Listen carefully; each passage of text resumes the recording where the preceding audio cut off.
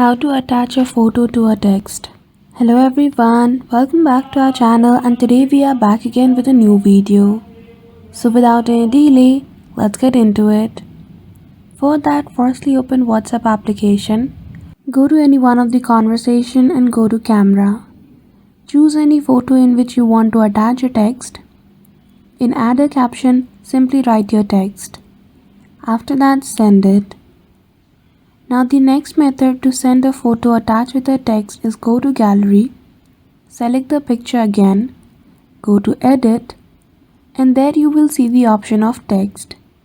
Simply click on enter text, write your text and edit it.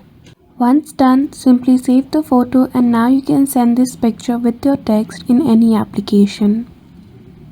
So that's it. I hope you found this video helpful. If you did, don't forget to give it a thumbs up and subscribe to our channel for such tutorial. Thank you for watching till the end.